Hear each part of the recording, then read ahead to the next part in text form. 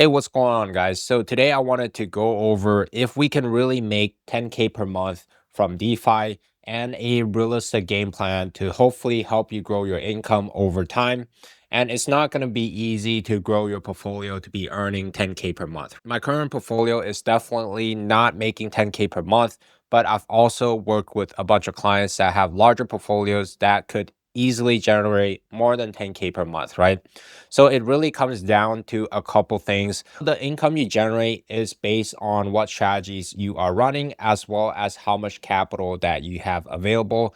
And this is the question that I get all the time. Like, how much can we actually generate in DeFi? Is it like 10%? Is it 15%, 20, 30%? So if you are doing like the very basic stuff, like lending your assets, sometimes the APR is like really low, like about 3 to 4% currently, but sometimes it does go all the way up to 5 to 15%. And usually, the higher the APR, the higher the risk. And that's the theme that we are going to keep facing, right? Like the more yield you generate, typically, the more risk that you have to take. And the more risk you take, the more chance that you could lose your capital over time. And for staking most assets, we're looking only at about 2 to 5% for stuff like ETH or Solana. And a lot of assets that have really high staking rewards are typically really inflationary, and that staking might not be sustainable, right? So that is the basic range that we see with those two types of strategies. And there are other strategies like the delta neutral strategies as well. For example, you could be farming some perps funding rate. If the funding rate is positive on different tokens like maybe Hype or on ETH, you could stake those assets and then short and earn a yield on that, right? Sometimes the yield is higher at about 10 to 20%.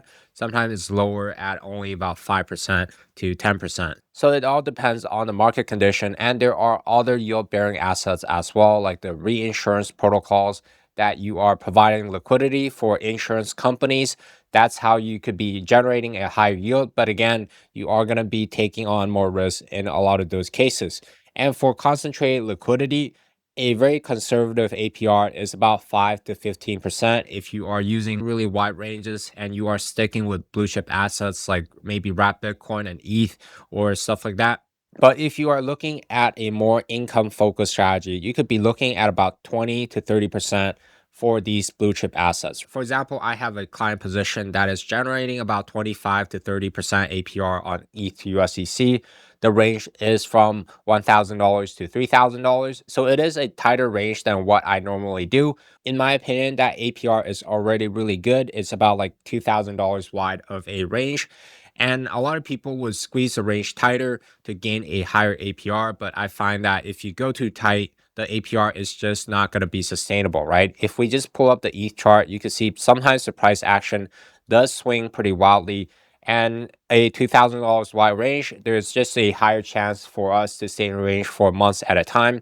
And we are using a leverage strategy. If prices do go up, it doesn't matter as much because we have collateral assets that are in the lending protocols, right? But keep in mind that if you are using those strategies, you're not going to be earning like 20 to 30% APR on your entire portfolio. If you are running different higher APR setups, like what I teach on my channel, the nested LP setup, where you have a tighter range inside a wider range, you could always be putting more capital in there and earn a higher yield than like this 5 to 15% APR. Because the downside for a lot of the more income focused strategies is that you're going to be missing out on more of the upside if the prices do reverse to upside. And you sometimes have to be forced to make really tough decisions if prices do dump out of range to the downside. So there's always a trade-off for us to consider. And for altcoins, they are higher risk, but a lot of altcoins do offer about like 25 to 75% APR, even if you are using a wider range strategy. And again, if you are aiming for those higher APR pairs, usually the higher the risk. And if you're squeezing the range a little bit, we could see that higher range of an APR, right? But again, we are going to be taking more risks if you set a pretty tight range. And this is the cash flow formula that is really useful in my opinion. We just take whatever capital we have that we can put into the LPs and into DeFi, multiply that by the average APR that we are able to generate, then we would be getting this cash flow number, right? Let's just say you have 100K in the LPs or in DeFi working for you, and you are generating an average of 15% APR because you're not taking that much risk. You want more conservative strategies, but at the same time, maybe you have a few positions that are focused on like generating cash flow. And I'm talking about your entire portfolio because sometimes if you are using a tight range, a strategy that people like to use is to hold some spot holdings on the side. But those spot holdings, again, are not going to be generating that high of an APR. So we're talking about the whole portfolio APR here.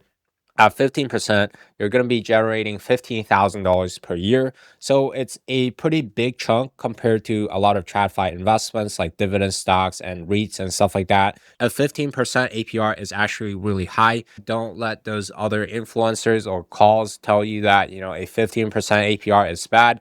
When in reality, the really high APR strategies that they run, oftentimes they're not actually securing that much profit. It's pretty much a scam. They're just letting you see like the good side of things, but never talking about like the downside of the different strategies that they run, right? So don't fall for that. But right off the bat, we could see that if we have more capital invested, let's say we have $1 million into crypto and DeFi, we multiply that by 15%, then we're looking at like 150K per year. We divide that by 12, you're looking at more than 10K per month here of income. And it's really tempting for beginners to try to bump up the APR as high as possible. Let's just say like you have 100 grand and you want to generate a 50% APR. Sure, it's going to be $50,000 per year, but it's very likely that 15% APR is not going to be sustainable long term. You're going to be missing out on a lot of the pumps. You're going to be taking on a lot of risk. And when you're rebalancing and stuff like that, the net profit that you're able to gain at the end of the year is often going to be lower than the 50% APR that you're trying to target and generate. And a very useful formula that I like to calculate how much money I need to actually get the monthly income or the annual income that I desire is with this freedom formula. Let's just say you want to make 10K per month. That's about 120K per year, right? So we're going to take like 120K divided by the APR amount that we are able to generate. Let's just say I'm able to generate an average of about 15% APR pretty consistently in DeFi without actually risking too much of my capital. I could divide that by 0.15 because it's 15%, right? Then I would get this number here of 800K. That is my target to be able to invest into DeFi if I want to generate 10K per month. And this number might seem really high, but just keep in mind that this is a longer term target and we're not going to be taking crazy risks to generate the 10K per month of income, right? Because at the end of the day, it does not make sense to be generating a ton of APR, but the net profit that you take home at the day is actually not that much. For example, I've seen a ton of portfolio, even my portfolio at times is pulling a ton of fees, but because I put like too much risk into my strategies or I'm picking assets that have too much risk, those assets decline in price and the net profit that I get is actually negative, even though I made like thousands of dollars in fees. So it's actually really easy to generate 10K per month, but it's much harder to be retaining 10K per month of profit per year, right? And the larger your portfolio, the less risk you have to take. And you just got to make sure that you're not making like stupid mistakes when you are yield farming concentrated liquidity.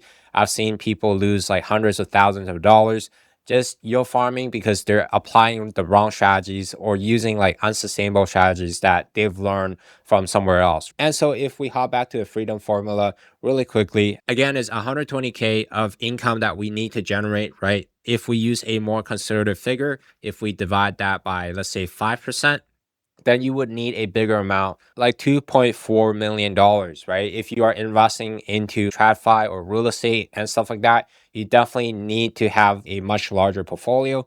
And it's a great idea anyway to be building your TradFi portfolio alongside your DeFi portfolio. I definitely don't recommend like putting everything into your DeFi portfolio. I think that is like really, really risky because the industry is still considered pretty new. We never know what the market is going to do, how these tech are going to change, and how the APR is going to change in the future, right? So I think it's really good to be like investing into DeFi, but I think it is also really helpful to be like investing into TradFi as well. And what I really like to do is just pull up this Dave Ramsey investment calculator. If you just Google that, you'll be able to pull up this link. Basically, you could key in your age. Let's just say you are maybe 35 years old, right? And then let's say you want to retire when you're 60. So about 25 years of investment. And let's say you have been investing for a while, you have 100K saved up. And let's just say you want to contribute an additional $500 a month to your investment, which is not that much if you have a decent income. And let's just say your annual return is 8%. For the S&P 500, it's between like 10 to 12%, but let's just say it's 8% because we're accounting for inflation. So the returns that we are going to be able to get is about like $1.2 million, assuming that our real return is 8%, right? Real return meaning that it is accounting for inflation already.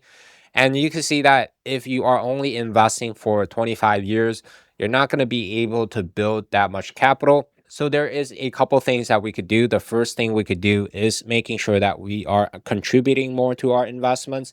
If you are playing catch up, right, you could see bumping from $500 to $1,000 a month is going to bump our investment nest egg to be about like 1.68 million. And then if I bump that to $1,500 a month, you can see it's getting closer to that 2.4 million target that we might have. And it all depends on what target you choose to have. And in my opinion, for retirement planning, I like to use either like 3 to 4%. So if we go back to that formula, we could take 120K divided by, let's say, 3%. You actually would need $4 million to be like really, really solid. So we could actually try to bump the income as much as possible. That is the safest way to actually grow your portfolio. But if we are able to generate just a couple percentage more return, let's say your average return bumps up to 9%, you can see that this number actually grows pretty significantly. If it's 10%, if it's 11%, you can see it's almost at $4 million, right? And if the target is too high, I think a more realistic way to actually think about this is also adjusting your retirement expense that you plan to have at the end of the day. Because in my opinion, like retiring on six figures income is actually a really good target to have. But most people, if we are just talking about like a standard retirement where you are like covering your basic expenses and then you have some travel funds and stuff like that, most people are not going to need like 10K per month. But that's basically the exercise that I highly recommend everyone to do if you are looking to generate more income from DeFi and you are looking to potentially retire off of these cash flow. And a great thing about DeFi is we're able to generate more cash flow than the TradFi investments. But at the same time, we are taking more risks. Like, for example, there's like the smart contract risk. And there's also a ton of executional risk if you don't know what you're doing when it comes to actually investing with concentrated liquidity. And that's what I try to teach you guys with this channel. It's mainly focused on LPing, cash flow, DeFi, and concentrated liquidity, right? But we can see that the power of compounded growth is really powerful if you invest for a longer period and if you increase your monthly contribution. And I want to share a very simple roadmap that you could follow today. The first thing to do when we're actually looking to reach our freedom number or that target that we want to have to be able to generate more income is to actually know about this three stage of a DeFi portfolio. When we're trying to grow our DeFi portfolio, like currently I am still trying to grow my portfolio. I'm not really ready to retire yet. I'm still like pretty young, right? So what I am doing is putting my income into my DeFi portfolio. That DeFi portfolio is going to generate more income, and then I'm simply going to reinvest that income. I'm actually not spending that much of my DeFi cash flow, if I am at all, and I'm just compounding my growth so that I could build my portfolio faster than without this income, or if I'm basically spending a lot of these cash flow that I am able to generate, right? And this is actually the fastest way to grow your DeFi portfolio if you are just starting out and maybe you have less than 10K or 50K invested. You kind of need like other sources of income because to grow like a $10,000 portfolio, even if you're making a 20% return per year, it's going to take a very, very long time to grow your portfolio to a large amount. So we want to make sure that we are injecting the additional income to our DeFi portfolio And the next stage is this self-growing portfolio where our DeFi portfolio is generating income and then we're just reinvesting this income without actually having to put in additional income into our DeFi portfolio. So I was actually in this stage where my DeFi portfolio is a decent amount, but I unfortunately a few months ago I did lose a big chunk, about like 76K through a social engineering scam. So I kind of went back to this first stage of growing my portfolio, right? But if my portfolio is large enough already, I have a comfortable exposure to DeFi and to crypto. I'm just going to compound my growth without putting additional capital because I could be building my TradFi portfolio as well to kind of balance out the risk. And then once we have enough income and a larger portfolio, we can then start paying for our expenses or diversifying other investments to further grow our income. I think it's really helpful to kind of figure out where you're at right now and what your goal is. Maybe you already have a lot of DeFi cash flow that is in crypto. You might be already at this third stage. You just need to learn like how to do concentrated liquidity safely, how to do stuff like lending and borrowing, and then you're ready to basically live off of your DeFi income. I've helped clients deploy like a few $1 million safely, and in this scenario, we often want to prioritize like the safer strategies for sure, rather than like chasing the yield and doing those like tight range and high risk strategies, right? So this is really important if you are already in this stage. But for most of us, we need to be actually focusing on active income while we are using the DeFi portfolio to grow. And a lot of times people make the mistake of trying to over optimize their DeFi portfolio, or they're running a bunch of strategies that just simply take too much time. It's not going to actually drive your portfolio upwards that much.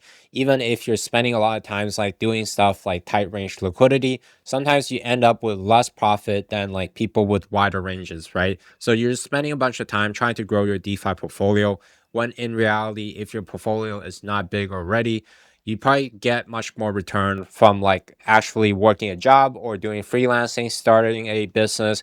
And that's why I built Drippy as well. It's just another form of income for me that I could gain by helping people yield farm better and earn yield safely. I'm able to grow a bit of my income as well that I could further invest into my DeFi portfolio, right? So that is kind of like the three stages of a DeFi portfolio. And again, if you want to grow your portfolio really quickly, we got to find ways to up our contribution into our DeFi portfolio. That could mean like cutting expenses and growing the income. But for most people, after you cut expenses, you can't just like keep cutting expenses, right? Everybody needs to eat, you have rent to pay and stuff like that. So we got to really try to focus on upping our income and then putting that income into work to actually generate yield safely and sustainably, and that we could actually compound our growth long term. And the main thing is just stay consistent. Don't get like distracted by these like shiny objects or like people that are saying that you could be generating 50%, 75% APR on blue chip assets safely.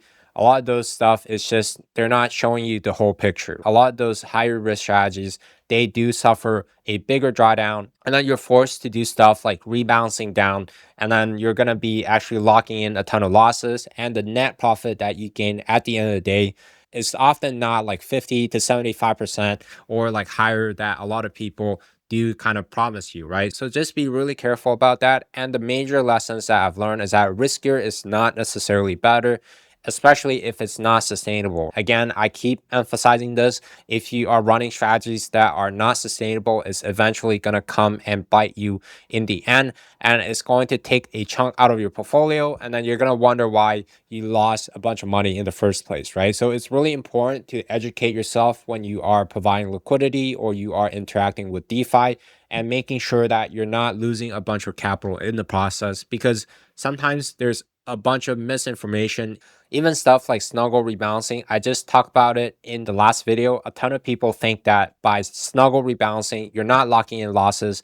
In reality, you are. You just don't know about it. And there are ways to kind of minimize that. Like, for example, instead of snuggling down or snuggling up just one side of the range. You kind of need to be expanding like both of the range. And I call that the expand and squeeze rebound strategy. I think that is a much better strategy to not lock in losses, especially on assets that you believe in long term, assets like ETH or Bitcoin. And these assets might not have a really high APR. So it's really important that you're not locking in a ton of losses when you are yield farming, right? And again, I think it's really important if we compound our growth over time and we think long term, we are going to be able to generate enough return to reach our financial target. And so keep in mind that these are just estimates, and we want to make sure that we are building our TradFi portfolio or buying other assets as well. So that's pretty much it for this video, and I hope it was helpful. And even in 2026, I believe that concentrated liquidity is one of the best ways to earn yield in DeFi. You just got to learn how to do it safely and sustainably. And this is what this channel is mainly talking about. And so check out the rest of my videos. Feel free to hit the like and subscribe button if you haven't already. It's going to help me help more people out when it comes to investing into DeFi and generating yield on our asset. Thanks for watching. I'll catch you on the next one.